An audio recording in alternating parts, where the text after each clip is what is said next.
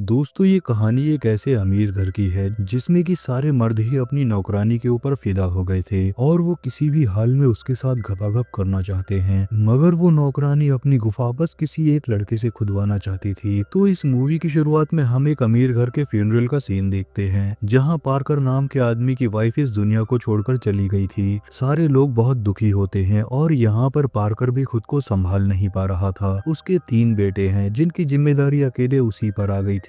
सबसे बड़े बेटे का नाम हेनरी, उससे छोटे का नाम टॉम और सबसे छोटे का नाम मैनुअल होता है। तीनों भाई अब पूरी तरह से अकेले पड़ चुके थे। पर जैसे ही वो लोग अपने घर आए तो वो देखते हैं कि एक लड़की उनके घर में पहले से ही है जिसका नाम एलन होता है। उसने सारे लोगों के लिए डिनर रेडी करके रखा था, साथ ही वो सबकी मदद भी कर रही थी। इसके बाद रात के समय जब सारे लोग डिनर कर रहे होते हैं तब वो पार्कर को अपने बारे में बताती है कि तुम्हारी वाइफ ने मुझे कहा था कि जब वो इस दुनिया से चली जाएगी तो मुझे ही तुम्हारे घर में नौकरानी का काम करना होगा। अब ये सुनकर पार्कर भी बहुत खुश हुआ क्योंकि वो अकेले ही घर और बच्चों को नहीं संभाल सकता था, इसलिए वो एलन को नौकरी पर रख लेता है। कुछ दिनों बाद जब एलन अपना काम कर रही थी तो सारे लोग उससे बहुत खुश होते हैं क्योंकि वो अपना सारा काम बखूबी अच्छी तरह से करती है। वहीं पर हम पुला नाम की एक और औरत को देखते हैं जो कि पार्कर से शादी करना चाहती थी ताकि वो आने वाले समय में उसकी प्रॉपर्टी की मालकिन बन जाए। मगर पार्कर हमेशा उसे एक दोस्त की तरह मानते आया है और उसके मन में कभी भी उससे शादी करने का ख्याल नहीं आया। थोड़ी देर बाद पार्कर का बीच वाला बेटा जिसका नाम टॉम था वो पुला के साथ घर जाने लगता है, मगर इसी दौरान वो जानबूझकर उसे छेड़ने लगा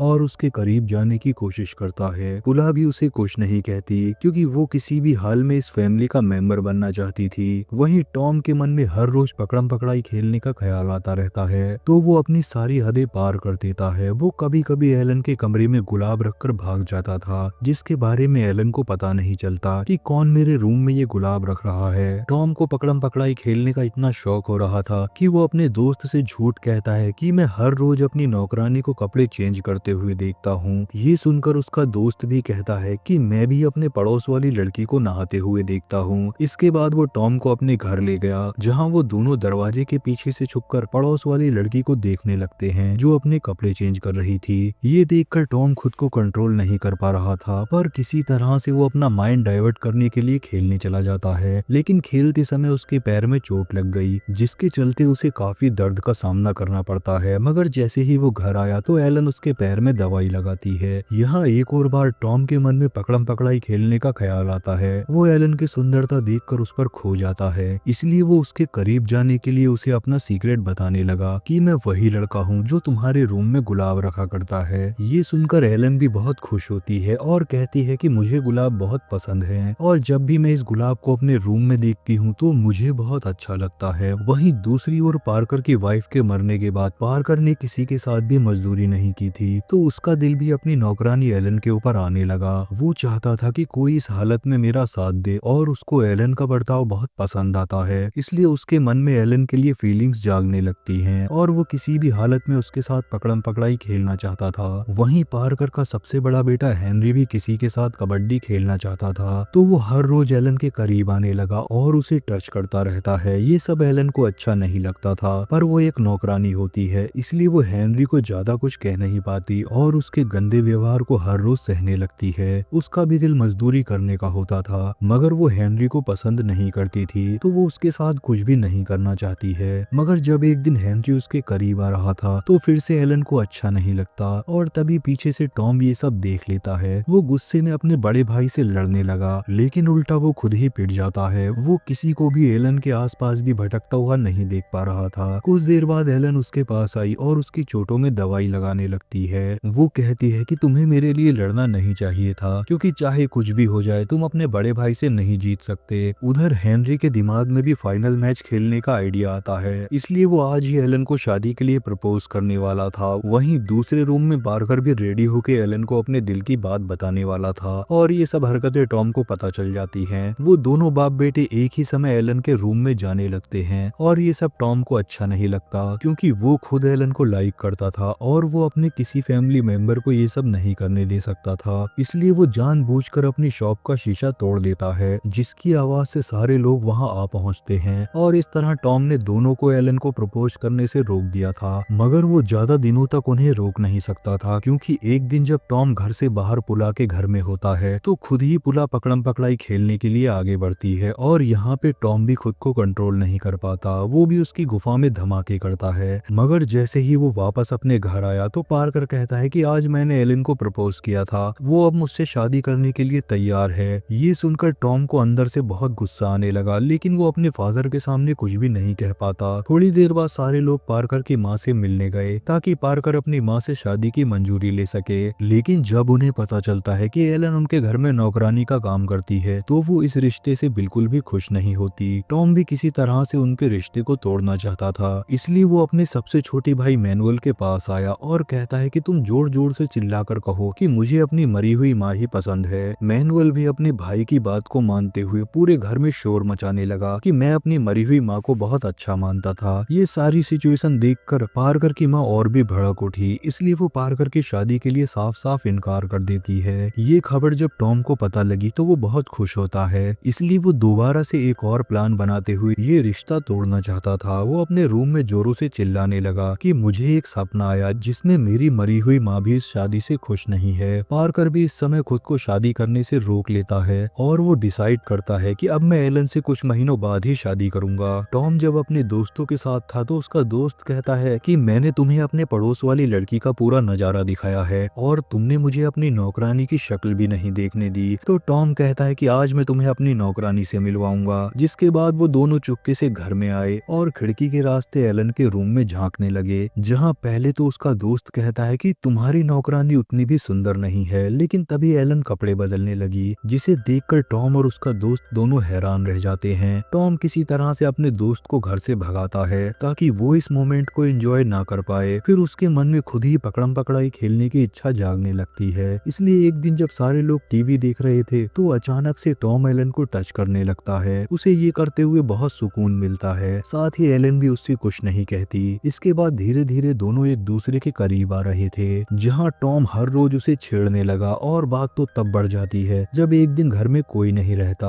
और अचानक पूरे घर की लाइट चली गई, जहाँ टॉम जानबूझकर एक टॉर्च के सहारे एलन के करीब आने लगा ताकि दोनों इस माहौल में गर्म हो सकें। एलन बहुत गर्म हो गई थी तो वो सीधा पकड़म पकड़ाई खेलने के लिए आगे बढ़ती है। टॉम तो कब से इसी मौके की तलाश में था और वो जोरों से उसकी गुफा में धमाके करने लगा। फिर अगले दिन जब पार्कर वापस अपने घर आया तो वो एक गुड न्यूज बताता है कि मेरी माँ ने शादी के लिए मंजूरी दे दी है और अब मैं एलन से शादी कर सकता हूँ। थोड़े दिनों बाद वो दोनों शादी कर लेते हैं, मगर यहाँ पर हम एक चीज नोटिस करते हैं कि एलन पूरे वक्त बस टॉम को ही देख रही थी, जिसका मतलब ये होता है कि वो शादी तो पार्कर से कर रही है लेकिन वो टॉम के साथ ही मजदूरी करने वाली थी। और इसी के साथ ये मूवी यहीं पर खत्म हो जाती है। अगर मूवी अच्छी लगी हो तो वीडियो को लाइक और चैनल को सब्सक्राइब जरूर कर देना। मिलते हैं अगली वीडियो में।